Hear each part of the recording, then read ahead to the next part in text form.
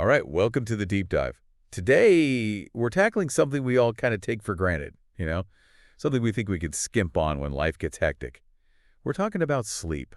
Yeah, it's funny how we often view sleep as this, optional thing, right? Something you only do when you absolutely have to. Like, it's a luxury. A luxury we just don't have time for. But what if, and stick with me here, what if all that time we spend seemingly doing nothing, what if that's when our bodies and minds are actually the most active, doing some of their most important work? That's exactly what we're going to dig into today. We're going on a deep dive into the science of sleep, and our guide for this journey is the work of Dr. Mathew Walker. Oh, this guy, he's amazing. He's like obsessed with sleep. And for good reason. He's spent years studying why we spend a third of our lives asleep. And the things he's discovered, well, let's just say they'll make you rethink that late-night Netflix binge. You know, one of the most important things I think Dr. Walker emphasizes is that sleep is not just about feeling tired or not. It impacts so many aspects of our lives. So many, yeah. I mean, it influences our memory, how we process emotions, how our bodies actually repair themselves. It even affects how creative we are. It's kind of wild when you think about it, right? All that going on while we're just, lying there. So whether you're trying to, ace that next exam or just feel a little less on edge during the day, this deep dive is for you. Oh, for sure. We're going to break down exactly why prioritizing sleep isn't just about feeling rested. It's about being the best, most productive, happiest version of yourself. I love that. I love that framing. So let's start with something I think we can all relate to, our memory. Ever feel like you're walking around in a fog, forgetting things left and right? Tell me about it. I swear I've misplaced my keys like 100 times this week. Well, good news. It might not be your age or, early onset of something scary. It might just be that you're not getting enough sleep. It's true. Sleep plays a huge role in how our brains form and store memories. Think about it. During the day, your brain's like a sponge, soaking up tons of information, new skills, conversations, that hilarious meme you saw on Instagram. Oh, yeah, the memes. All of it. But all that information is just kind of floating around unless it's organized, right? It needs to be filed away. Otherwise, it's just clutter, mental clutter. Exactly. And that's where deep sleep comes in. That super deep sleep where you're like completely out. Deep sleep. I need more of that. Me too. But that deep sleep, that's when your brain gets to work. It's like a super organized librarian going through all those experiences and memories from the day and putting them in the right spots. Okay, so basically, without enough deep sleep, our brain's filing system is a mess. Pretty much. And that's when we start to forget things, struggle to learn new stuff, and feel that brain fog. It's been described as trying to pour water into a bucket with holes in it, which honestly is a perfect visual. Totally. No matter how much you're trying to learn or experience during the day, if you're not sleeping enough, that information just won't stick. Sleep isn't just about resting your body. It's about letting your brain do its nightly maintenance, filing those memories away so you can access them later. But essentially for learning and growing. Okay, so memory is one thing. But let's talk about something that, can really make or break our day. Our emotions. Oh, yes. Our feelings. We all know that feeling of being extra irritable after a rough night. 100%. Like the smallest things set you off. Why is that? Why does lack of sleep turn us into, well, not our best selves? Well, there's this part of our brain called the amygdala. It's basically our emotional control center. Okay, the amygdala. Right. And when we don't get enough sleep, this little control center goes haywire. It gets super sensitive and reactive. Making us feel like we're on an emotional roller coaster. Yeah. And because of that, negative emotions like anger, anxiety, sadness, they all feel much more intense. That explains a lot. I mean, it's not just that we're feeling these negative emotions more, it's that we're less equipped to deal with them, right? Like our ability to regulate those feelings is also kind of shot. Bingo. Another part of the brain, the prefrontal cortex, which is responsible for rational thinking and emotional control, that also gets affected by sleep deprivation. So not only are our negative emotions amplified, but our ability to calm ourselves down and think clearly is also weakened. It's a double whammy. It really is. But there's more to this emotional puzzle, right? Doesn't REM sleep, the dream state, play a role here too? Oh, absolutely. REM sleep is where the magic happens. Dr. Walker actually calls it an overnight therapy session for our brains. Okay, that's fascinating. An overnight therapy session. It is, because during REM sleep, your brain is processing all those complex emotions you experience throughout the day. Kind of like sorting through the emotional baggage? Exactly. It's working through stressful events, even starting to heal from past traumas. It's almost like your brain is like untangling all those emotional knots while you sleep. So that's why sleeping on it when we're facing a tough decision or a stressful situation actually works. It's not just about letting time pass, it's about letting our brains process things during REM sleep. Makes so much sense, right? And without enough REM sleep, well, it's like those emotional knots just keep getting tighter and tighter. And we're left feeling more anxious, more on edge, more prone to those emotional outbursts. It's like our internal thermostat is broken. Yeah, and we're stuck in this cycle of emotional reactivity. So we've covered memory and emotions. Let's shift gears now and talk about the physical side of things. For a long time, I thought sleep was just about letting our bodies rest.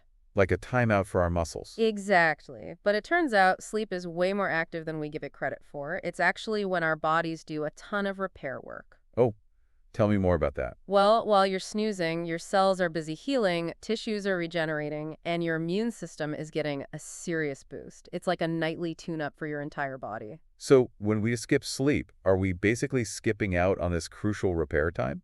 You got it. You're robbing your body of the chance to mend and rebuild, making yourself much more vulnerable to getting sick. That makes sense. But how much of an impact can just one night of bad sleep have? Oh, more than you might think. Dr. Walker's research shows that even a single night of poor sleep weakens your immune system. It's like leaving the door wide open for all those nasty bugs to waltz right in. Wow. Just one night. I didn't realize it was that immediate. It is. And if you make a habit of skimping on sleep, the long-term effects can be pretty serious. Like what? What are we talking about here? Well, chronic sleep deprivation increases your risk of developing some pretty major health problems. The big ones. Yeah, we're talking heart disease, diabetes, even certain types of cancer. Not good. And you mentioned heart health earlier. How does sleep specifically help our hearts? When you sleep, your heart rate and blood pressure drop, giving your heart a much-needed break from working so hard all day. So it's like a mini vacation for your heart every night. Exactly, and those mini vacations can make a big difference in the long run, lowering your risk of heart attacks and strokes. It really is like medicine, as corny as that sounds. Absolutely not corny. It's essential. Okay, so we've covered memory, emotions, physical health. Now let's talk about something a little more, well, mysterious. Let's talk about dreams and creativity. Oh, this is my favorite part. Dreams are so fascinating. I've always wondered if those weird, random dreams I have are actually doing anything useful. Well, you're in luck. Turns out those bizarre dreams might actually be boosting your creativity. No way. Really? Yes. You see, dreams aren't just meaningless noise. Okay, good to know. They're actually a way for your brain to make all sorts of crazy connections that it wouldn't normally make when you're awake. Like connecting the dots in a totally unexpected way. Exactly. Dr. Water calls it a brainstorming session for your mind, where the usual rules don't apply. Makes sense. Like when you're dreaming, anything is possible, right? Exactly. And that freedom allows your brain to come up with new ideas and solutions that you might never have thought of otherwise. Our research even mentions some pretty famous examples of this. Like, didn't Einstein get the idea for his theory of relativity from a dream?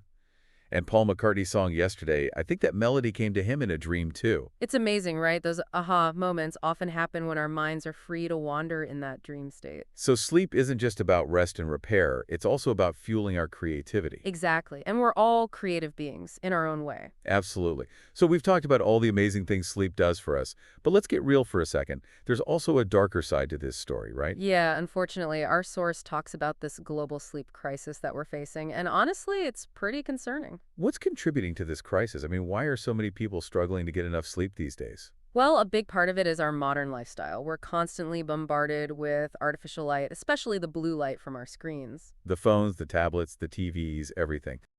Yeah, all of that blue light messes with our natural sleep-wake cycles. Our bodies produce this hormone called melatonin that helps us feel sleepy. Melatonin. Right, but blue light suppresses melatonin production, making it harder to fall asleep and stay asleep. So we're basically telling our bodies it's daytime even when it's not. Exactly. And then there's the whole hustle culture mentality, the idea that we need to be busy and productive all the time. The I'll sleep when I'm dead attitude. Ugh, I hate that saying because it's so counterproductive. People think they're getting ahead by sacrificing sleep, but they're actually setting themselves up for burnout and all those health problems we talked about earlier. And it's not just adults who are suffering. Kids and teenagers are facing their own sleep challenges, right? Absolutely. Early school start times are a huge problem. Teenagers especially have a natural tendency to stay up later and wake up later. Yeah, I remember those days. But forcing them to wake up early for school goes against their natural sleep patterns. Dr. Walker calls it biological cruelty, and I completely agree. Biological cruelty. That's a powerful statement. It is, and it's doing real harm to their academic performance, their physical health, and their emotional well-being. We're not just talking about tired teens, we're talking about teens who are more likely to struggle in school, get sick, and experience mood swings. It's like we're setting them up to fail. Yeah, and it's not just about individual choices. This is a societal problem. Our lack of respect for sleep has become a full-blown public health crisis. Wow, a public health crisis. I hadn't thought of it that way. It's true. Think about the consequences. More car accidents because people are driving drowsy, more healthcare costs because people are getting sick from lack of sleep. The costs are enormous, both in terms of human suffering and money. It's crazy to think about how much we undervalue sleep. If we truly understood how important it is, we'd be prioritizing it like we do healthy eating and exercise. We absolutely would. Sleep is the foundation of a healthy life. It's time we started treating it that way. And that brings us to what our source calls the moment of truth, the undeniable reality of sleep. Okay, hit me with it. What's the bottom line here? The bottom line is this: sleep is not optional. It's non-negotiable. You can't cheat sleep and expect to get away with it. You might think you're powering through, but your body and mind are paying the price. So all those late nights catching up on work or binge watching our favorite shows, those are actually doing more harm than good. I hate to break it to you, but yes, without enough sleep, your brain becomes sluggish, your body can't repair itself properly, and your emotions become a roller coaster. Our source describes it as being like a fortress with open gates. Even one bad night of sleep can significantly weaken your immune system. Such a powerful image, right? And it's not just about physical health. Sleep deprivation impacts everything. You can't think clearly, you can't remember things as well, you're less creative, and even your sense of time gets distorted. I like the analogy they use, the one about driving a high-performance car with an empty tank. You might be able to push it for a while, but eventually you're going to break down. Exactly. There are no shortcuts when it comes to sleep. No amount of caffeine or willpower can make up for the restorative power of a good night's rest. Sleep is essential. It's like the foundation of our house. So every time we choose to sacrifice sleep, we're essentially robbing our future selves of health, happiness, and success. That's the harsh truth. Every hour of sleep you skip is like taking a loan from your future well-being with interest. And the interest payments can be pretty hefty in the form of those health problems and decreased quality of life. Dr. Walker's message is so clear and so urgent. Prioritize sleep, protect it, and value it as if your life depends on it. Because, honestly, it does. Preach. I couldn't have said it better myself. Okay, so let's recap what we've learned today. We've covered a lot.